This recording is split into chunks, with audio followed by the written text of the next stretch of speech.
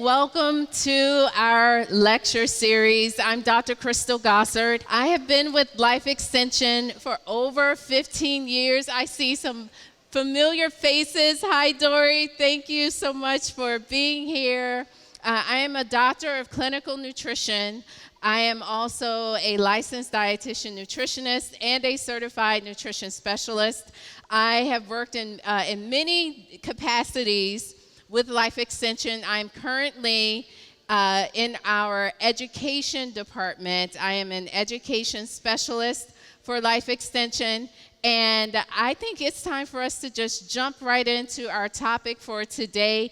Good to know nutrients for mental health. And this talk is really all about taking things back to the basics when it comes to supporting mental health. How many of you know what this is? Anyone? My two kids are here. You're cheating. You have an unfair advantage. Okay. Well, you raised your hand. Say it loud. Say it, turn around and tell them what it is.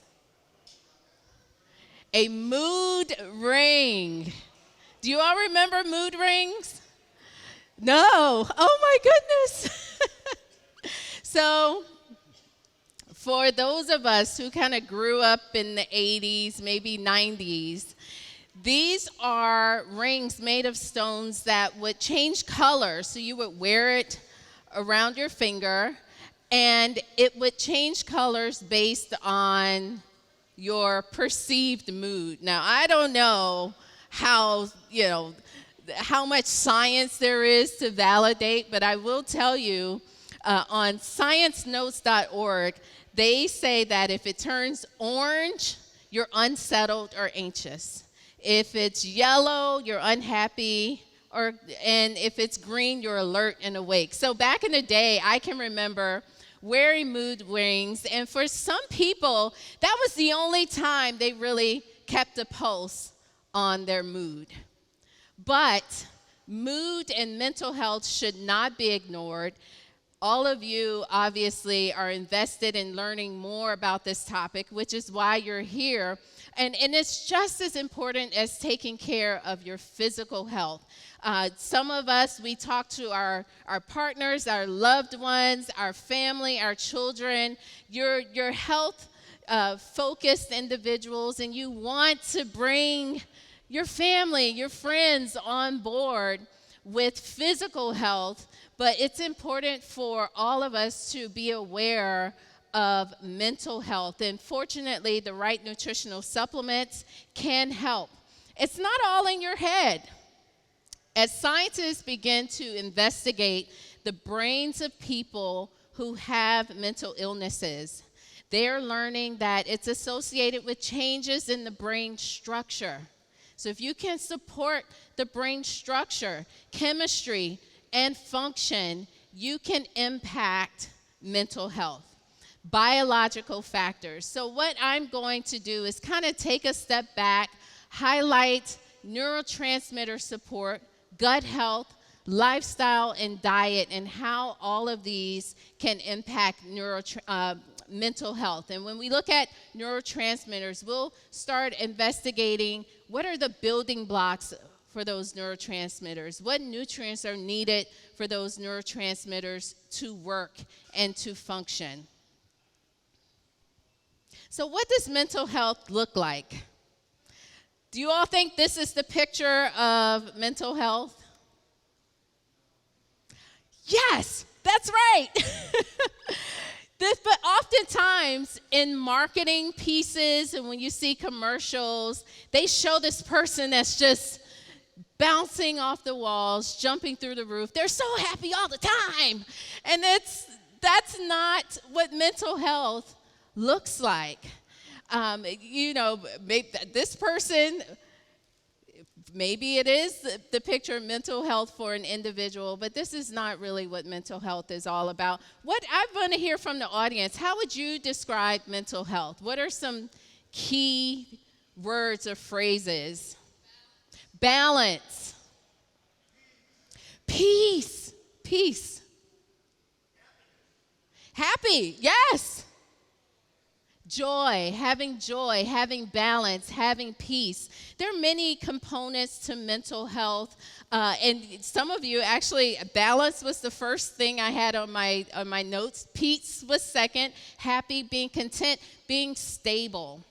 Now, the official definition from the World Health Organization highlights that mental health is a state of well-being, being able to cope with the normal stresses of life, can work productively and fruitfully, able to make a contribution to their community. So the question that I asked you, and Dr. Hirsch asked this, do you ever feel frazzled, or do you ever find that you're coming unhinged? That maybe your stress response or your mental response does not match the stressor. That's when you need to kind of take a step back and think, okay, maybe I need to address this. And what do I mean by that? If you're driving down the crazy roads of South Florida and you put on your blinker because you need to merge into the next lane, and, I think the courteous thing to do for the person that's in that lane is to maybe slow down a little bit, maybe let you in. That would be ideal, right? We know that does not happen at all.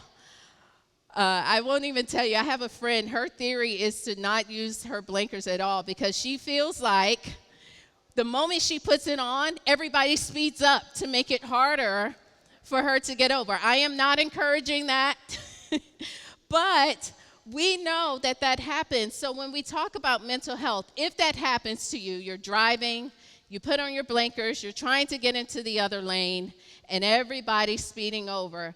If that incident destroys your entire day, then maybe there's something deeper going on. And that's what we mean when, your stress response or your level of anger or your level of aggression to that one thing, if it does not match the stressor, you have to think about mental health. Are you able to enjoy pleasurable activities? That's a good thing. Something that you used to do that brought you great joy, you don't enjoy it anymore. Then you need to take a step back.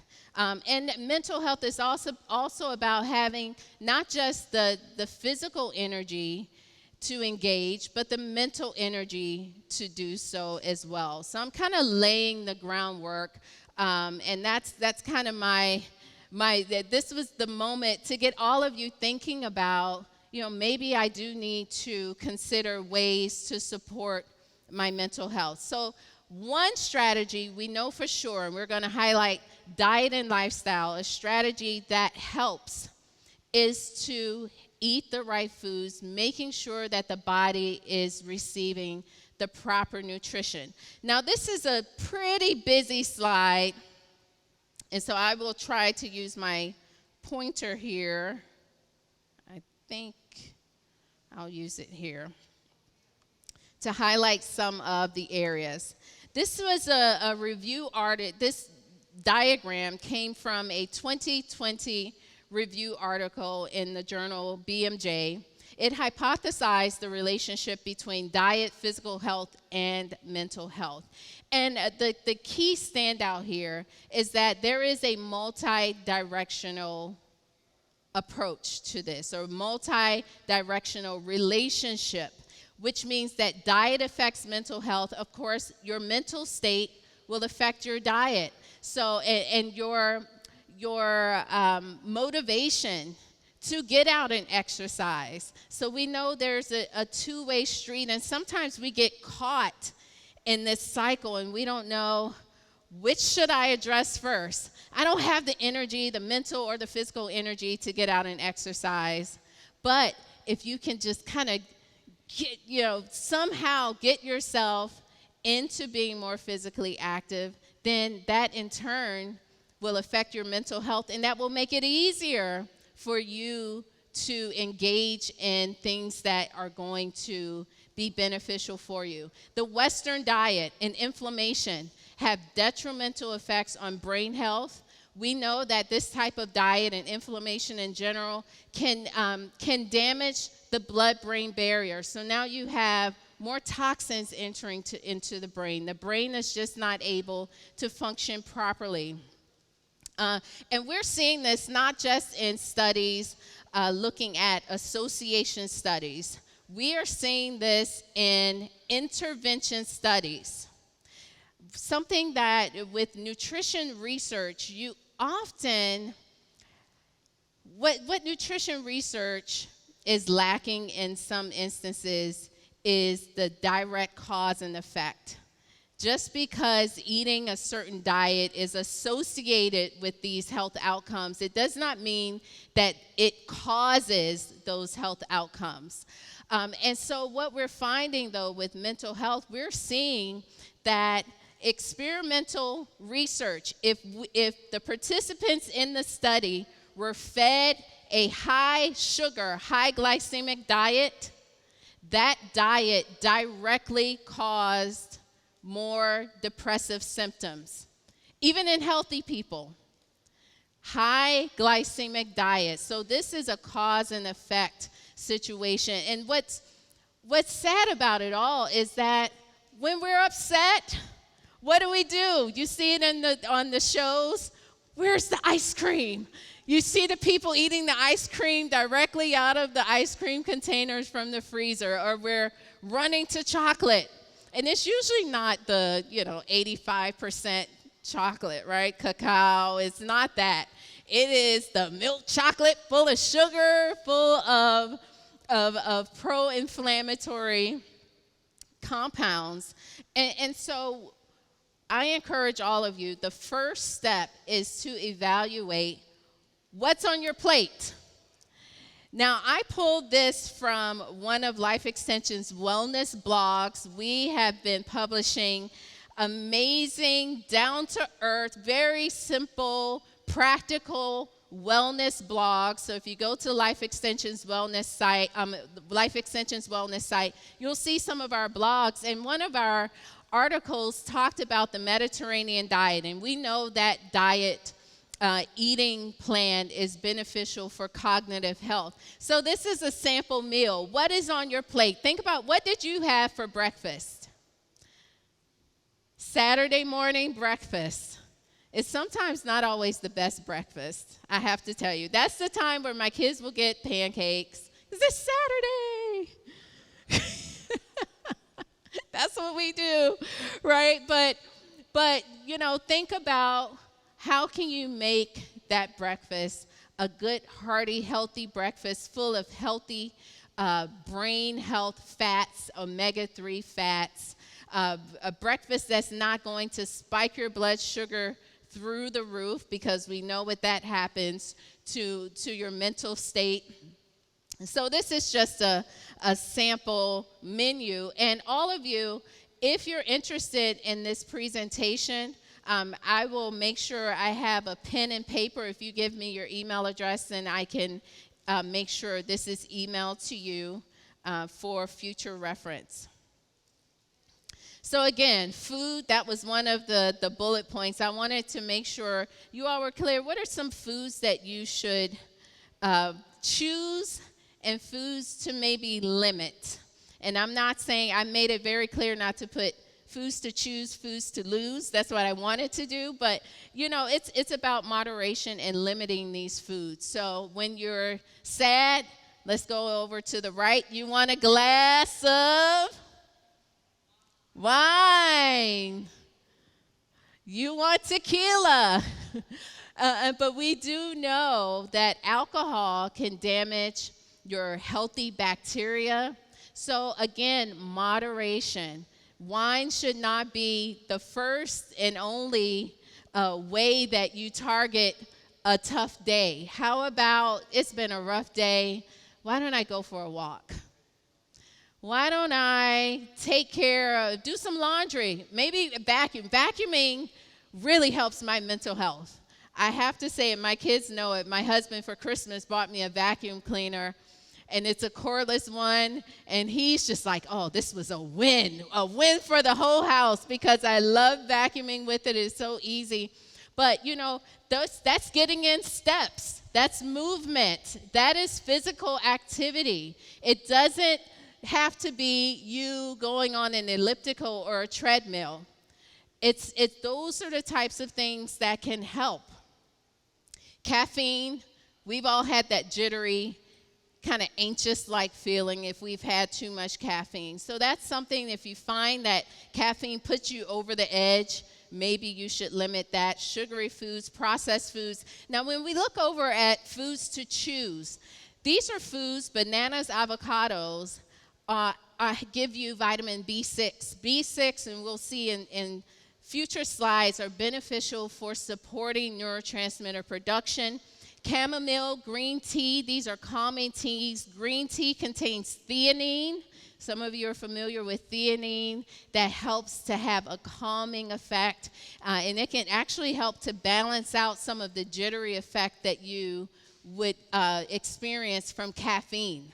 So that's something that I often, with my morning coffee, I'll pair that with theanine. Berries, great to target inflammation, fatty fish inflammation in the body and in the brain. So those are foods that you should consider adding in on a regular basis. Now moving on to our next topic, which is all about neurotransmitters. Neurotransmitters are chemicals. These are the chemicals behind our mood. We must have enough. They must be in balance. And when you just kind of the broad category for your neurotransmitters, they can either be inhibitory, which would mean kind of very calming, or they can be excitatory. Adrenaline, that's one of your excitatory neurotransmitters. But you'll see that we want to make sure that we have enough of these and we can balance them out. We know that neurotransmitters have an effect on mood because we see this with medications. So what you're seeing here, this is your normal neuron. Neurons don't touch. The way that they transmit the message to be calm, the message to be focused, that message is transmitted through these little circles in the middle. Those are your neurotransmitters. So they are released from one neuron, and they bind to receptors on the target, the next neuron, and that's how they have their effect. So this is normal transmission. Let's pretend this is serotonin, okay? Someone who's depressed, that serotonin's not getting to that other neuron to make us happy. SSRIs. Now, I am not here to promote or talk bad or whatever about the SSRIs. Do I think that, and these are antidepressants like Prozac. I think for some people, it works. Do I think they are overprescribed? Yes, especially a woman who's going through the change of life, going through menopause. The doctor's giving them SSRIs, and it's like, hey, doc, wait a bit. Maybe I just need a little hormones. Why replace it with this? But the point of this slide is that we know that there are changes in neurochemicals because SSRIs help. They actually help to support or relieve symptoms in people who are clinically depressed because they're helping to keep more of that serotonin in this space between the neurons. So what's going to help with neurotransmitter production? This is the meat for neurotransmitters: amino acids and B vitamins. And believe it or not, these are two of the most common nutritional deficiencies seen in patients with mental disorders. And so many of your neurotransmitters, or those brain chemicals needed to make you happy or to make you calm, they are made from amino acids. And I just have a couple of examples here for us to zero in on amino acids. So dopamine, to keep you motivated. The amino acid here, tyrosine, is a precursor to dopamine as well as norepinephrine. And I put some food sources here. And the reason I'm putting the food sources here is many of us who have ventured down the world of health have at some point, and maybe we still are, maybe eliminating some of these foods. We don't eat cheese. We don't eat milk. We may not eat meat at all. We may be vegans. We may be vegetarians.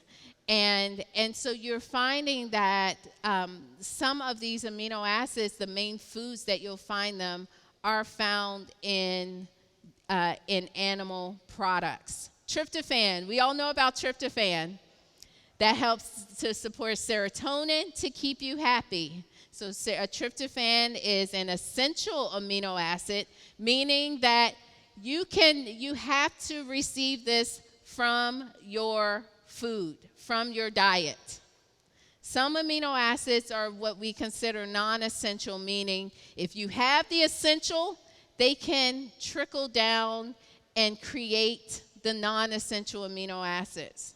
Now, whether or not we are effectively making those non-essential amino acids is another discussion, but the essential ones are very important. And then you can see some of the foods. GABA, I love GABA. This is what makes you calm. This is what's going to help you get a good night's rest, help you to sleep at night, help you when you have to give a big presentation and you may be a little nervous. The GABA is going to help to calm things down a little bit. And glutamine is your amino acid precursor for GABA. So how do we get these amino acids? Protein. Now I'm painting a picture here. This is a section of a cross-sectional study that used data from the National Health and Nutrition Examination Survey. And what they found is that individuals are not getting enough protein. And in this study, there were dietary protein intake was assessed through a 24-hour dietary recall. And they also assessed depressive symptoms.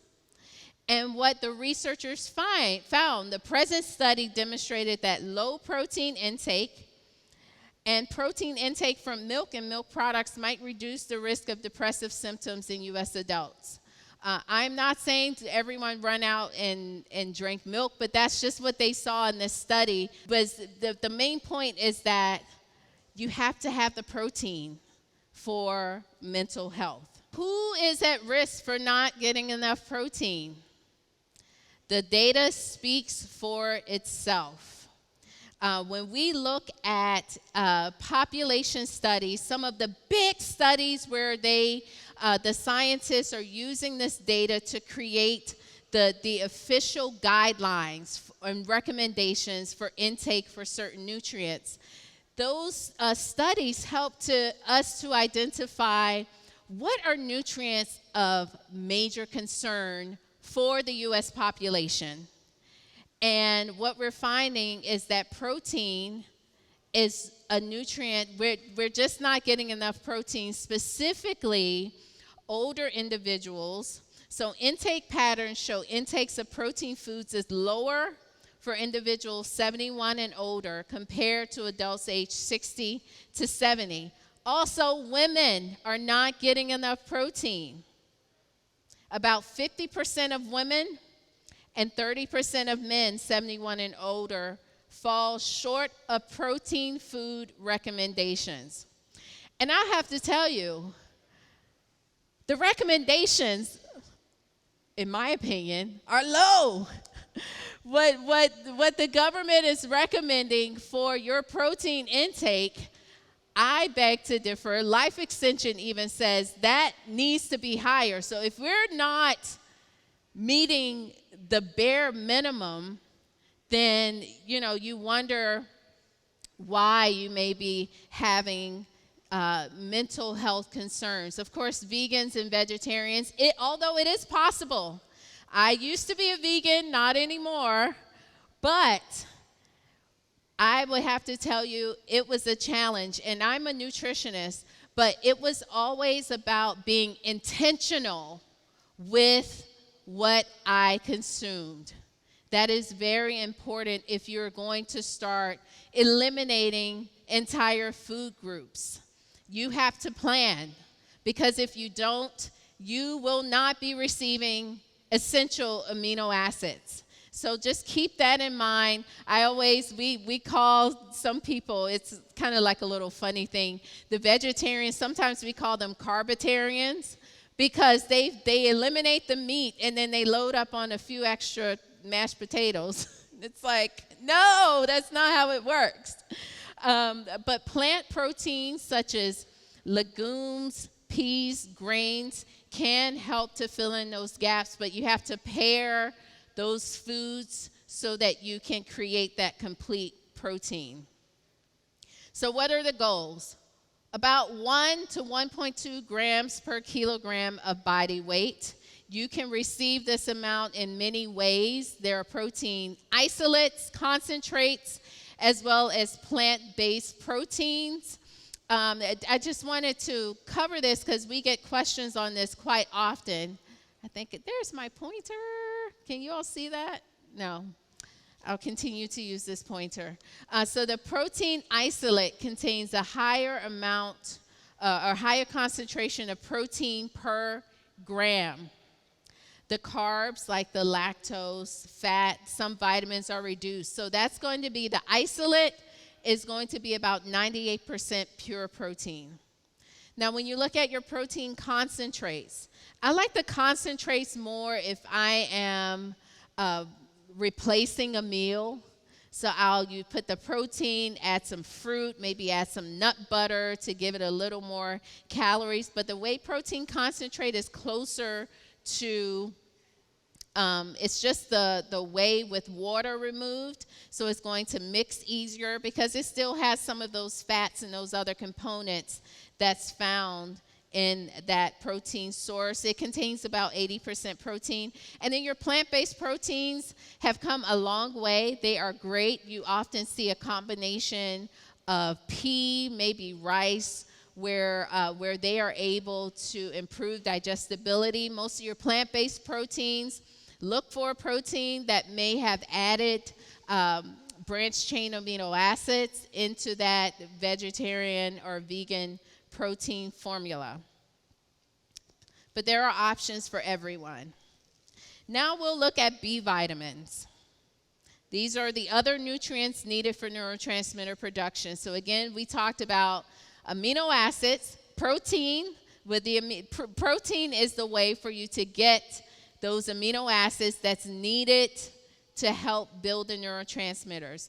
Amino acids cannot work without B vitamins. And so I put a little graphic here to just kind of give you an image. So remember we showed that tryptophan turns into serotonin. There's a pathway. That pathway needs enzymes, right? Enzymes are what kind of transform one thing into another thing. Well, that amino acid, if you kind of look at the shape of that amino acid, it can't really connect to that enzyme that well. So enzymes need help. And the nutrients that are in the body that really help your enzymes the most are B vitamins. You also see magnesium acting as what we call coenzymes or cofactors. You may see that name, but they basically help that enzyme to do its job. And so when you look at the B vitamins, it comes and kind of fills in an active spot or creates a binding spot for that amino acid. So that's kind of what you're seeing here. The B vitamin is coming in, joining with that enzyme, and now the amino acid has a nice little slot. You think of it as like a lock and key. So your B vitamins help to kind of create and manipulate that lock so that your key will fit, so that you can turn on that reaction to make your amino acids, or to make your the reaction take place. And so this is just an example. Dopamine. Dopamine is, again, about motivation. It's about desire. It's your neurotransmitter that controls arousal. It also controls movement.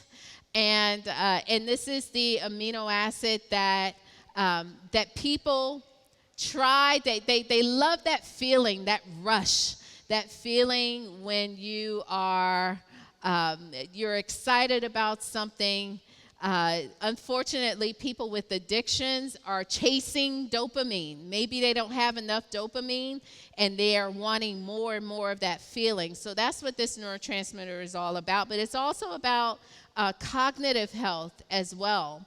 And so you'll see vitamin B6 and B3 right where you see they coming in, where tyrosine turns into L-dopa. B6 is needed for that. L-dopa turns into dopamine. B6 is needed for that. Dopamine into norepinephrine. Vitamin B3 or niacin is needed for that to take place. You'll also see some other B vitamins, vitamin B1, folate, B12. Those are two that are needed for support of those neurons so that you can have better transmission of those neurotransmitters. Vitamin B5, known as your anti-stress vitamin. So let's look at these B vitamins. Obviously, in theory, from a biochemical perspective, we know where they fit in these pathways. Then the question is, what if you are taking B vitamins? Will they affect your mood? And the answer to that is yes. So I did highlight, these are two studies, one from 2013, one from 2019. And both of these studies looked at individuals who were healthy or at risk for overall mental health concerns. Now, in the first study, I would say they eliminated, well, let me take a step back. Both of these studies are what are known as meta-analysis. Meta-analysis are studies where you have a researcher and they want to say, okay, supplementation with B vitamins, do they support mood? Do they help with stress? Let's look at the research. So what that researcher will do is dig and mine through studies to say, what are all the studies evaluating B vitamins and stress? They read through all the studies, and of course there are various specifications as to say, okay, I'll include this study, I'll include that study, and then they give us a summary. This is what the research is telling us about this topic. So that's a meta-analysis. And so the first one, the 2013, they excluded individuals who were taking B vitamins that were like the combination of 3 B vitamins. People often take B12, B6, folic acid to support homocysteine levels, healthy homocysteine. So they excluded studies that only had 3 B vitamins. The 2019 meta-analysis, they did include those studies, and I think that's important because those nutrients, the B12, the B6, the folic acid, they are very involved in the neurotransmitter pathways. And so in both of these studies, they found that, yes, B vitamin supplementation can improve stress levels. And the 2019 study, they included studies where the intervention period was for at least 4 weeks. So the individuals were supplementing with those B vitamins, over a longer period of time. And so the last topic that we'll go over related to mental health is the gut-brain relationship. We are saying this now, and the researchers now know that health starts in the gut. And we are identifying just this two-way street. And so what you're seeing, that the microbiome, which is all of the microorganisms and the genomes of those microorganisms collectively make up the microbiome, and they inhabit the intestinal tract. So there is a two-way highway leading from the gut to our brain, from our brain to the gut. Chemicals made at both locations can travel to the other location to have an effect. So some of you may know that 70% of the serotonin, that happy neurotransmitter, is in the gut. And what's helping with this are the microorganisms that's in your gut. So when we talk about, too much alcohol, stop it. Those are my kids acting up in the front row. Too much alcohol can destroy your gut bugs. And that can lead, especially long-term use of alcohol. And we're talking about alcohol abuse in this perspective. Destroys your gut. And that's one reason that scientists are speculating where it's even harder to quit if you have a problem, because your mental, your neurotransmitters are not balanced. So it's even more difficult to stop drinking. But this explains how those microorganisms, we'll talk about how they can affect neuronal health. Your intestinal neuronal system is composed of 200 to 600 million neurons in the gut. This is known as your enteric nervous system. It's known as your second brain. And so how can we support gut health?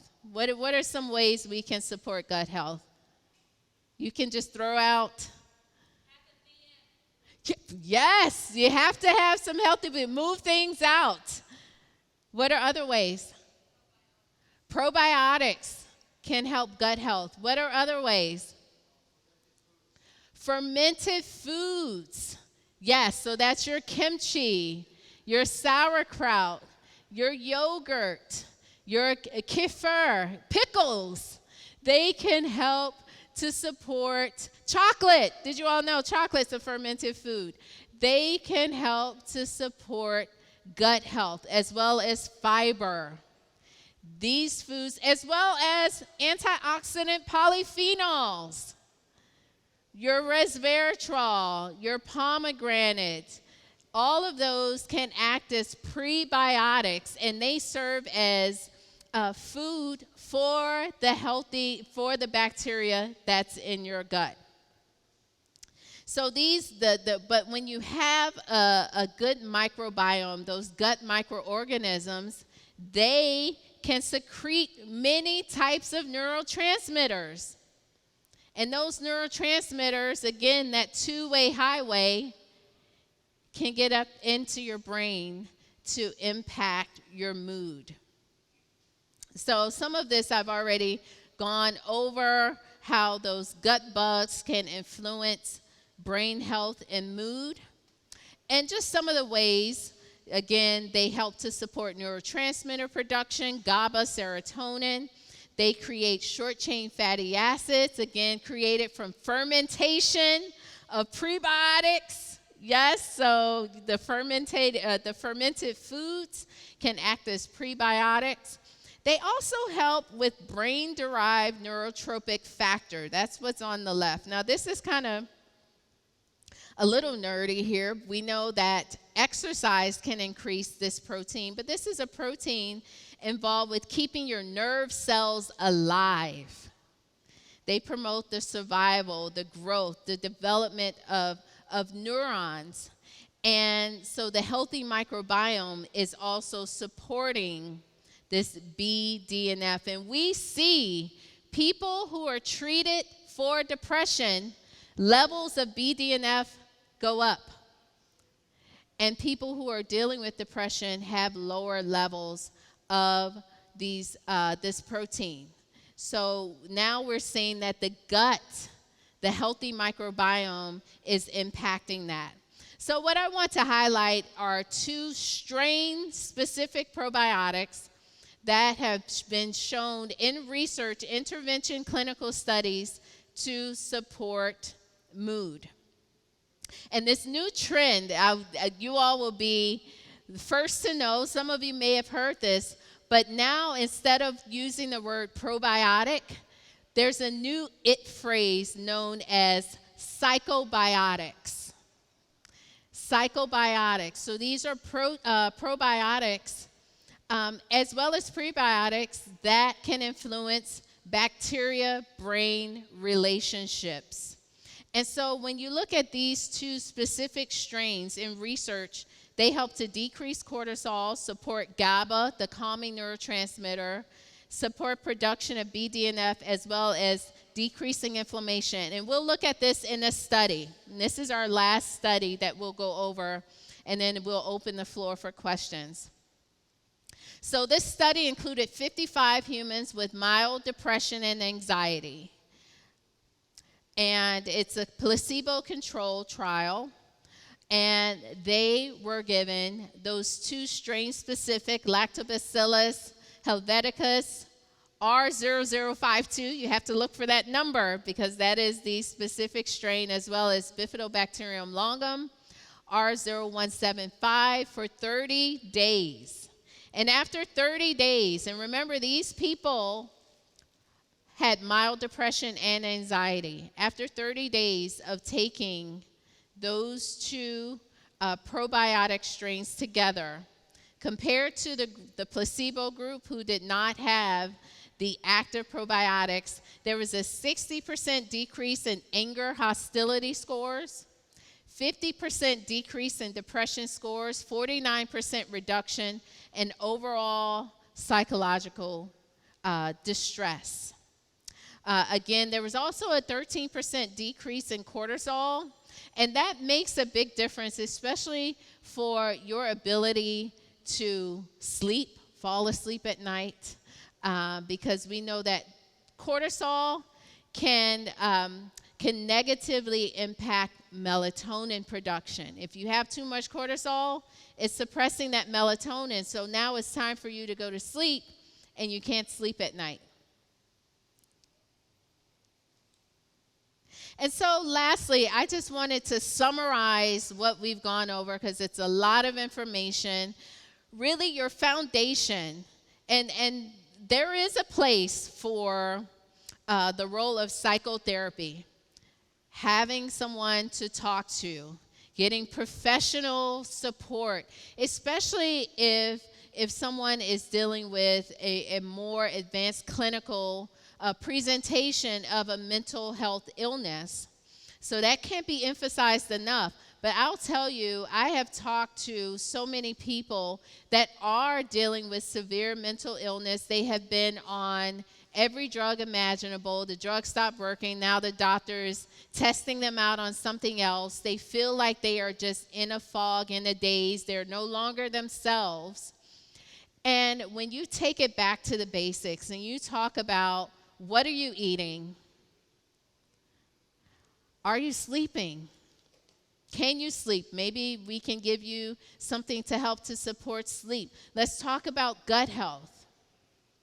Let's talk about neurotransmitter balance. You can test your neurotransmitters. Life Extension offers neurotransmitter testing. So you can test to see what's in balance, what's out of balance, what needs to be adjusted. But that's your foundation. And so you may want to know, what about the ashwagandha? What about the lemon balm? What about the adaptogenic herbs, the holy basil? When should I include those in? I say include those only after you've addressed the basics. That is my suggestion, because you're kind of putting a Band-Aid on things. So you want to look at a complete complex of B vitamins.